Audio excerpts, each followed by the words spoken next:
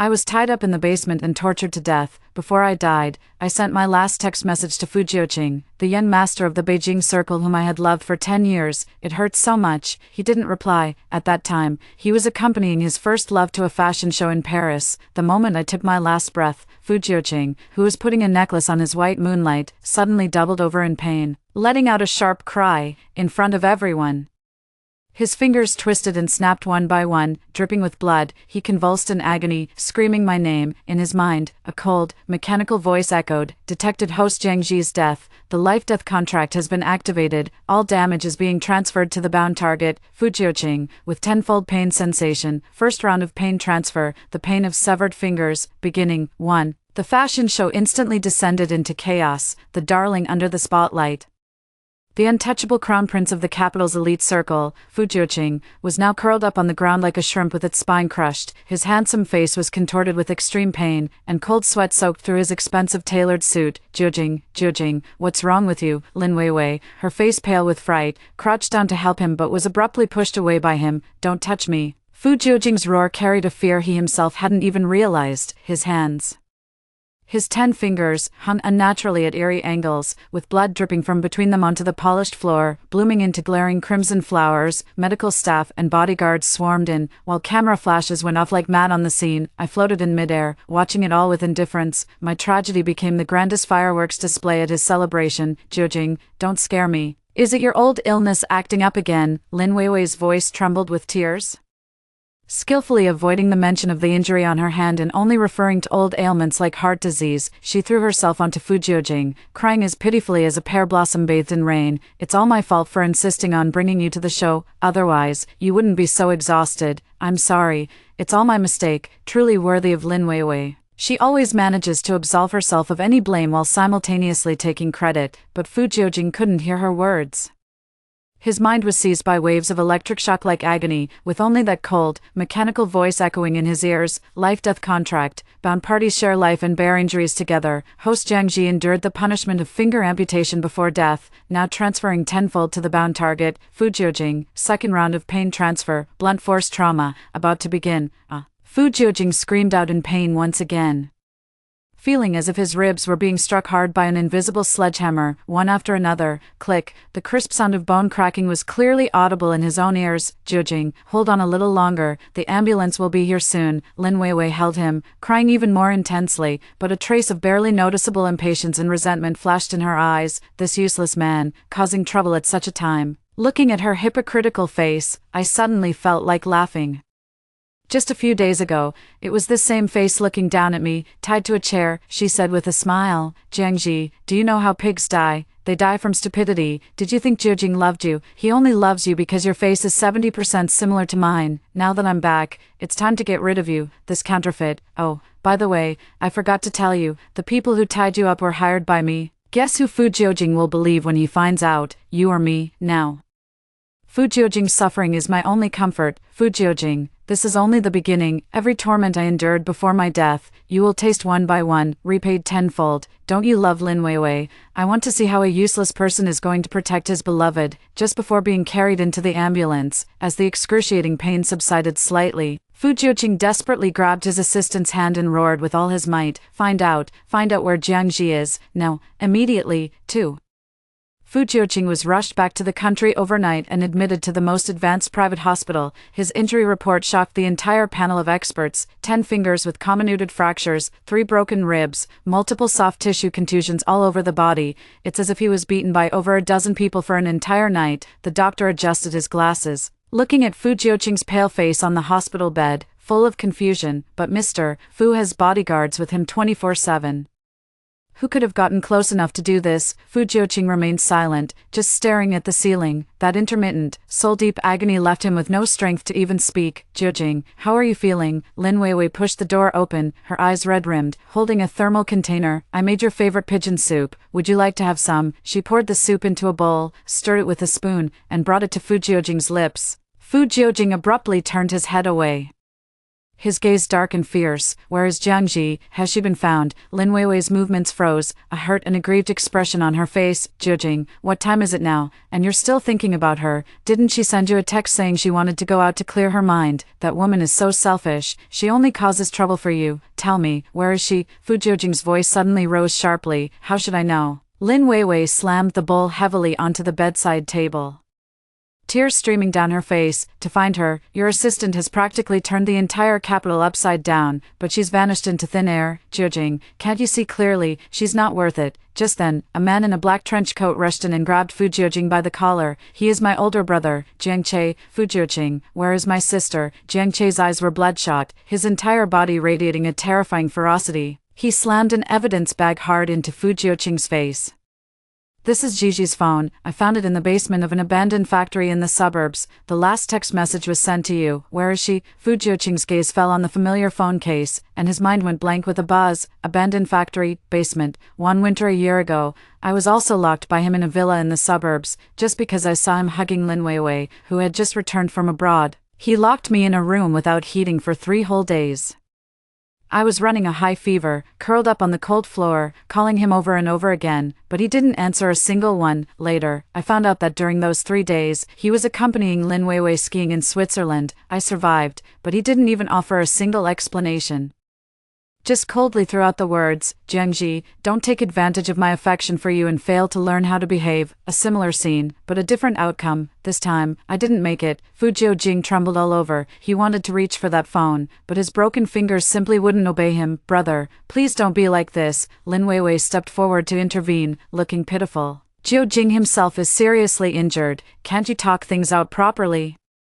Jiang Che shoved her away, his eyes filled with contempt. "Get lost, you have no right to speak here." He stared fixedly at Fu Jiujing, asking word by word, "I'll ask you one last time, where is my sister, Jiangji?" 3. Faced with Jiang Che's pressing question, Fu Jiujing opened his mouth but couldn't utter a single word. What could he say? Say he didn't know. "Are you saying that while Jiangji might be in danger, he was in Paris with another woman?" Jiang Che looked at his expression, the disappointment and anger in his eyes almost blazing. Before he came, he had already prepared for the worst. In the basement of that abandoned factory, the faint smell of blood still lingered in the air, and there were signs of struggle on the ground. His heart sank to the bottom the moment he saw the scene. He just couldn't believe it, didn't dare to believe it. That girl who used to follow him around since childhood, softly calling him brother, that girl who foolishly learned to cook, learned flower arranging, and made herself capable of everything just to chase after Fu Jiujing. Would she disappear so silently? He needed an answer, or rather, he needed a negative answer from Fu Jiujing to overturn his terrifying speculation. "Fu Jiujing, say something." Jiang Che's reason was on the verge of collapse. "Brother, calm down." Lin Weiwei once again stood in front of Fu Jiujing, lifting her face, her eyes brimming with tears as she looked at Jiang Che. "I know you're worried about Gigi, we're all worried about her, but Gigi, this isn't the first time she's been like this." Jiang Che frowned. "What do you mean?" Lin Weiwei bit her lip, looking as if she wanted to speak but hesitated, utterly conflicted. I didn't want to say this at first, afraid it might affect your relationship with Jiujing," she sobbed, her voice soft but clear enough for everyone in the hospital room to hear. "Gigi. She seems to have gotten involved with some shady people outside. A while ago, I saw her getting into a strange man's sports car. When I asked her about it, she said he was Jiujing's friend, but Jiujing doesn't even know that person." She turned to Fu Jiujing, as if seeking confirmation. "Isn't that right, Jiujing?" Fu Jiujing's mind was in complete chaos. He recalled that Jiangji had indeed been acting somewhat strange lately, several times when he returned home late at night. He found her not there. He asked her where she had gone, and she only said she went out for a walk. The immense pain and sudden accusation made him instinctively choose the explanation that would best exonerate himself. He vehemently denied it. "I don't know. I know nothing about her affairs." As soon as the lie left his mouth, he himself was stunned. A glimmer of triumphant smile flashed in Lin Weiwei's eyes, only to be quickly replaced by profound sorrow. She tugged on Jiang Che's sleeve, crying as she said, "Brother, don't blame Jiujing. He's already overwhelmed with company matters, and Gigi doesn't understand him. This time she ran away from home. Maybe she left with that man. Her phone being left at the factory might just be a coincidence. Let's wait a bit longer. Perhaps she'll come back on her own in a few days. She's promiscuous, lacks self-respect, and ran off with another man." Jiang Che sounded as if he had heard the most ridiculous joke He released Fu Jiujing's collar, took a step back, and the warmth in his eyes gradually faded away. He looked at Fu Jiujing, then at Lin Weiwei, and suddenly laughed. Fine, what a fickle and faithless woman. Fu Jiujing, you'd better pray that my sister really just ran away from home. If she suffers even the slightest harm, I don't care if you're the so-called crown prince of Beijing's elite circles. I will make sure you and this woman by your side pay in blood. After saying this, Jiang Che turned and walked away, his retreating figure resolute. The ward returned to a deathly silence. Fu Jiujing stared at his own hands, the words of Jiang Che and Lin Weiwei's tearful accusations echoing repeatedly in his mind. The phrase fickle and lascivious was like a blunt knife, repeatedly cutting into his heart. He would rather believe that Jiang Ji had betrayed him than entertain the more terrifying possibility. Because once that possibility becomes reality, he will be beyond redemption, for, after Jiang Che left, the police officially opened a case. 3 days later, a phone call came through to Jiang Che's mobile. Mr. Jiang, we've discovered a female body in the mud downstream of the moat. Due to prolonged immersion, the face is unrecognizable, but we found some items on her. When Jiang Che arrived at the forensic center, he felt as if his legs weighed 1,000 pounds. In the morgue, a corner of the white sheet was lifted. The body was severely decomposed, emitting a nauseating odor, making it impossible to recognize its original appearance. We cannot perform a DNA comparison because we cannot find a matching blood sample from a direct relative, the forensic examiner said calmly, but on the inner side of the deceased's left wrist, we found a tattoo. My soul drifted beside Jiang Che, watching him approach bit by bit. I knew that was the tattoo I secretly got on my 18th birthday. It was a small letter F. The Fu in Fu Jiujing. At the time, I thought it was a badge of love, but now I see it as nothing more than a pillar of shame carved into my bones. The tattoo is a bit faded, but you can still make out the outline, the forensic examiner said, handing over a photo. In the photo was a nearly bleached out letter F. Jiang Che's body swayed slightly. The secret is known only to him, because once when I was drunk, I pointed it out to him in tears and said, "Brother, look, I carved him here. Is it impossible to wash it off in this lifetime?" He scolded me for being foolish at the time and said he would take me to have it removed. I hugged my arms and refused, saying this was my secret alone. Now, this secret has become the only evidence to identify my body. Mr. Jiang, the forensic examiner looked at his pale face and asked softly, "Do you recognize this mark?" Jiang Che's lips trembled. Unable to utter a single word, he reached out his hand, wanting to touch the photo, but his fingers stopped mid-air, shaking uncontrollably. Meanwhile, in the hospital, Fu Jiujing was undergoing a new round of examinations. Third round of pain transfer. The pain of drowning and suffocation begins. Without any warning, an overwhelming sense of suffocation seized him. He suddenly sprang up from the hospital bed, his hands tightly gripping his own neck, making a gurgling sound in his throat. His lungs felt as if they were filled with cement. With every breath, he couldn't draw in any air, only feeling the icy river water pouring into his mouth and nose, carrying the stench of mud. "Quick, the patient is oxygen deprived. Get the ventilator." The doctors and nurses were in chaos. Lin Weiwei screamed and rushed over. Jiujing, what's wrong with you?" Fu Jiujing's vision began to darken, and his consciousness gradually faded. At the moment I was sunk to the bottom of the river, the last thing I saw was the murky water and my own blurry reflection in it. Now, Fu Jiujing saw it too. He saw my face, saw the endless despair and lifelessness in my eyes. "Jiang Ji." With his last ounce of strength, he uttered 2 words, then completely lost consciousness. On the heart monitor, the line representing his heartbeat turned into a perfectly straight line. In the forensic center, the forensic examiner looked at Jiang Che, who was on the verge of fainting, and spoke again, his voice tinged with a hint of compassion. "Mr. Jiang, could you please confirm if this tattoo belongs to your sister, Jiang Ji?" "Yes." Jiang Che's voice was as light as a sigh, yet carried the weight of 1,000 pounds. The moment the word left his lips, it was as if all the strength had been drained from his body, and he slumped against the wall in despair. From that point on, the missing Jiang Ji was declared dead. When the news reached the hospital, Fu Jiujing had just been pulled back from the brink of death. He wore an oxygen mask, his chest heaving violently, the hallucinations of drowning not yet fully subsided. Jiang Che pushed everyone aside and walked to his hospital bed. There was no anger, no shouting, he just looked calmly at Fu Jiujing, stating a fact. "Fu Jiujing, Gigi is dead." 5. Her body was found in the moat, soaked for a long time.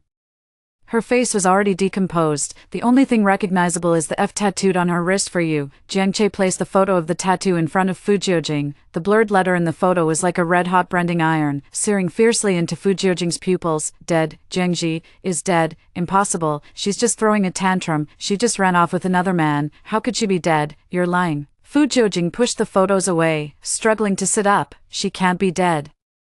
You've made a mistake, Jiang Che sneered. Fu Jiujing, are you still deceiving yourself at this point? You said she was fickle and ran off with someone else, didn't you? Then why did she die in that icy river? Tell me. Fu Jiujing's mind went completely blank, all the details he had deliberately ignored, the truths that had been buried under Lin Weiwei's lies, now rushed into his mind one after another. He remembered my last text message, I'm in so much pain.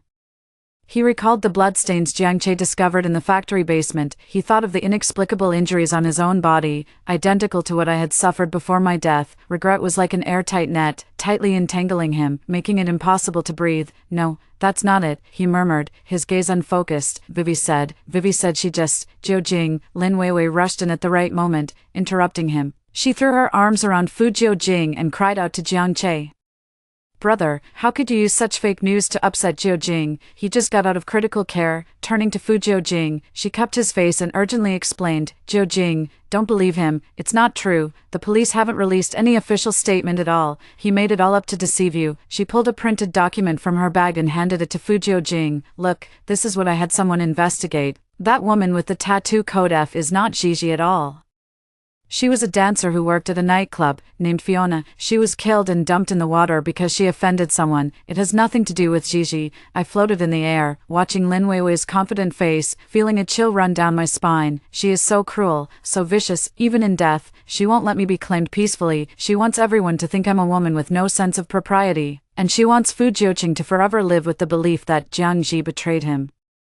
I recall all the details from the past when I was deceived by her. She would always casually mention Fu Jiuqing's preferences in front of me, making me cater to them. She would always pretend to mediate when Fu Jiuqing misunderstood me, but in reality, she was adding fuel to the fire. This woman had set up the trap from the very beginning, waiting for me to fall into it. Fu Jiuqing seemed to have grabbed onto his last lifeline. He snatched the forged evidence and read it over and over again.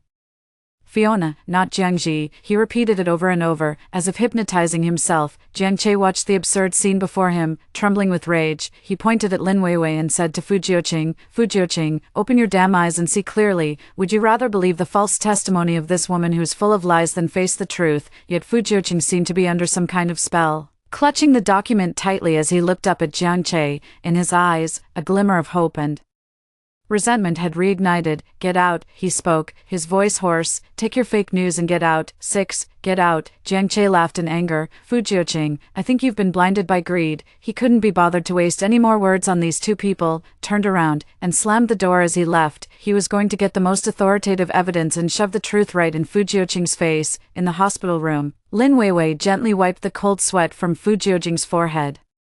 Her voice so soft it could wring out water. Jiuqing, don't be angry. What if you ruin your health? I told you, Gigi is such a clever person. How could anything happen to her? She must have gotten tired of playing with that wild man and will come back on her own in a few days. Fu Jiuqing didn't speak, just wearily closed his eyes. Although he had rationally accepted Lin Weiwei's evidence, the cold corpse and the lingering excruciating pain still felt like a poisonous thorn piercing his heart. A few days later, the detailed forensic report came out. Jiang Che took the report and barged directly into the Fu Corporation's board meeting. Fu Jiujing, get out here. Under the astonished gazes of all the board members, Jiang Che slammed the report onto the conference table. The deceased, Jiang Ji, time of death, 7 days ago, cause of death, drowning and asphyxiation. Prior to death, she endured 48 hours of abuse, including but not limited to, all 10 fingers being broken, ribs shattered by a blunt object, and over 30% of her body's skin burned by cigarette butts.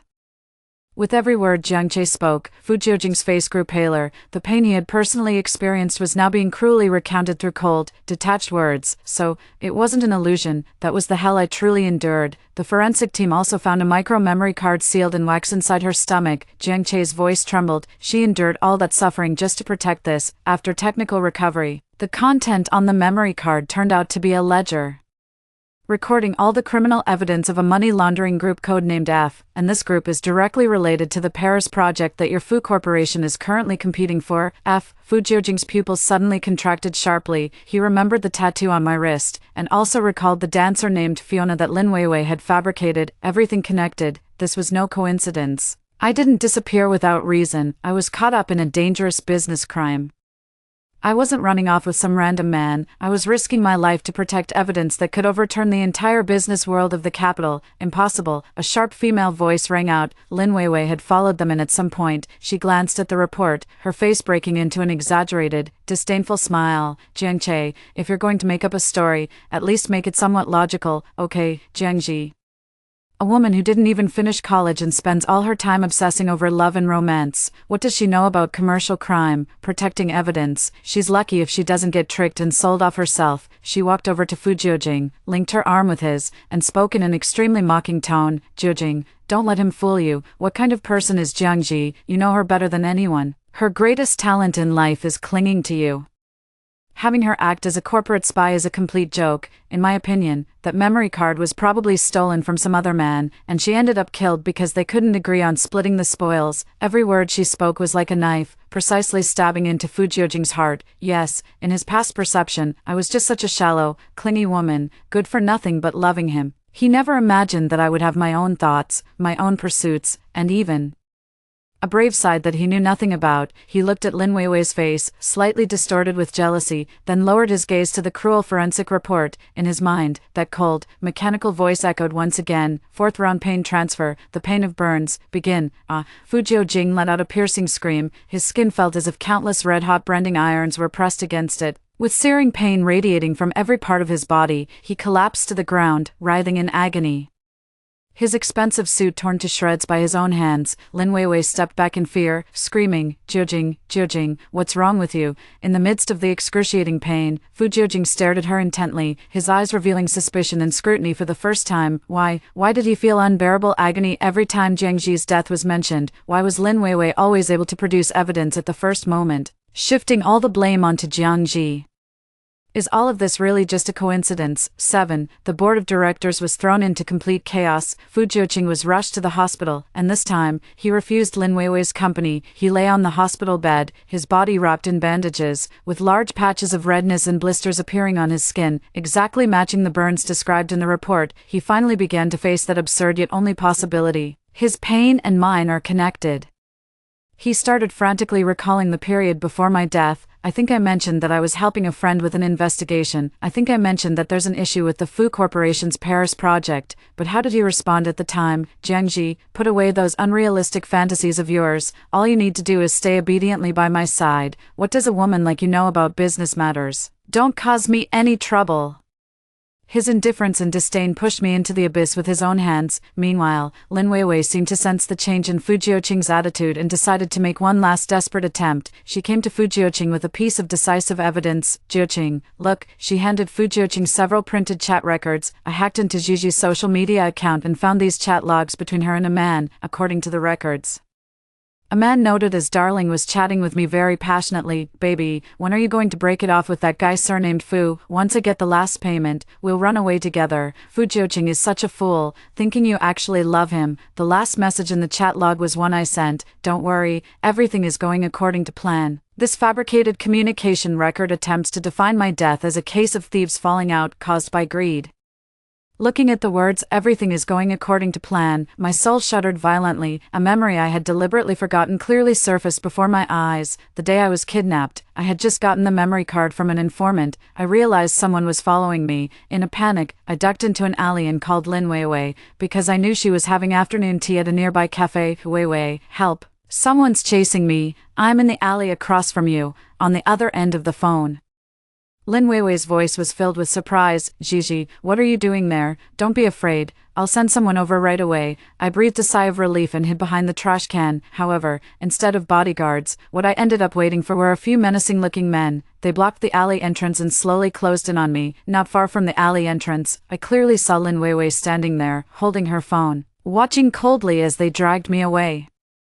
There was even a strange smile on her face. It's her. She refused to save me when I was in mortal danger. In fact, she was the one who revealed my location to the kidnappers. Immense grief and rage filled my soul. How I longed to rush over and tear apart her hypocritical face. In the hospital room, Fu Jiuqing stared at the chat records, his hands trembling uncontrollably. He looked up and saw Lin Weiwei's face, which appeared to be thinking of him and feeling indignant on his behalf. Suddenly, He asked a completely unrelated question. Vivi, where were you on the day Jiangji had the accident? Lin Weiwei's eyes flickered for a moment before she smiled and said, Me, I was at home getting a spa treatment. Why, is that so? Fu Jiuqing's voice was soft, yet carried an unprecedented pressure. But I checked your spending records. That afternoon, you were at a cafe near the location where Jiangji went missing. And you purchased a latte. Lin Weiwei's face instantly turned deathly pale. 8.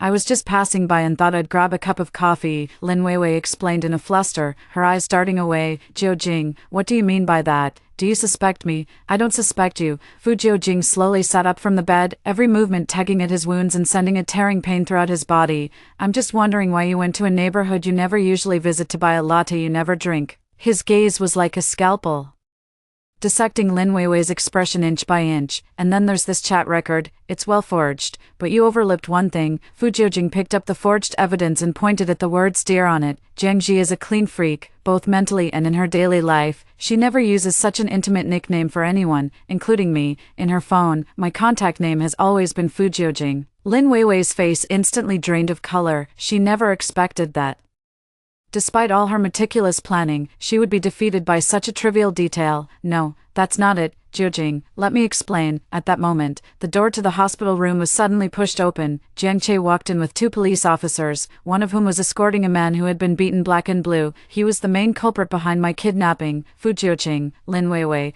it's time to bring this farce to an end. Jiang Che's voice was icy cold, the captured low-level villain, upon seeing Lin Weiwei, immediately shouted excitedly, it's her, it's this woman. She was the one who told us Jiangji's location. She was also the one who told us to go steal the items. He then turned to Fu Jiujing, his face wearing a look of vengeful satisfaction. Fu Jiujing, you still don't know, do you? Your woman died to save you. That ledger contains not only evidence of our boss's crimes, but also proof of tax evasion and illegal financing by your Fu Corporation. Once it's exposed, both you and your father will end up in prison. It was Jiangji who found our boss and said she was willing to exchange herself for that ledger, as long as he deleted the evidence against your Fu family. Our boss had already agreed, but then this woman suddenly called, saying she was willing to pay double the price to buy Jiangji's life. Boom, Fu Jiujing's entire world completely collapsed. It turns out, I wasn't protecting any trade secrets, I was protecting him. I used my life to ensure his safety, yet, after my death, he repeatedly doubted me, insulted me, and allowed the real culprit to tarnish my grave. Fu Jiujing let out a desperate roar, and a mouthful of blood sprayed from his lips, splattering onto the snow-white bedsheet. All the past mockery and misunderstandings had now turned into the sharpest blades, slicing his heart to a bloody pulp. He looked at Lin Weiwei, his eyes filled with a hatred so intense it could destroy the world. Why?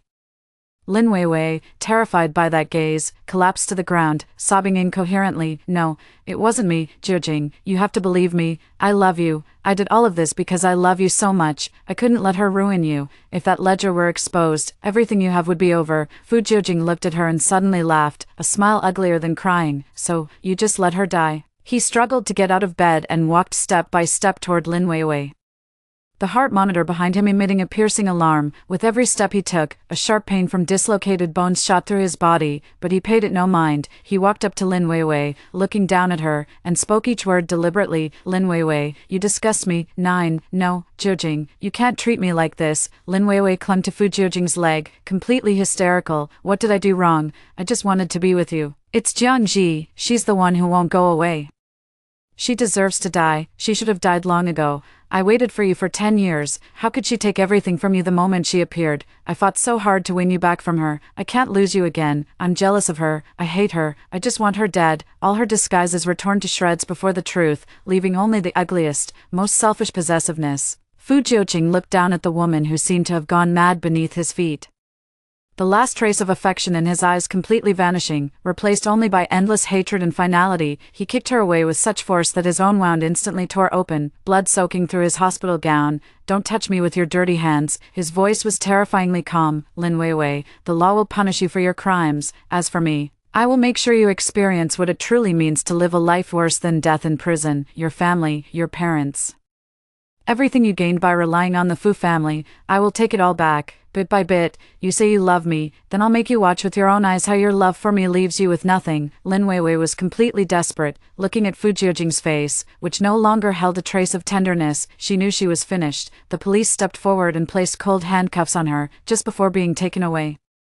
She suddenly seemed to remember something and shouted frantically at Fujiojing, "Evidence, real evidence." Jiangji hit it. She seemed to grasp at her last chance for redemption, speaking rapidly. "In the apartment you used to live in." She said it was her only home. "It's inside the bedside lamp in the bedroom." She said it was her final hope for you. Fujiojing's body jolted violently. "Our old apartment. The place I had meticulously arranged for 10 years.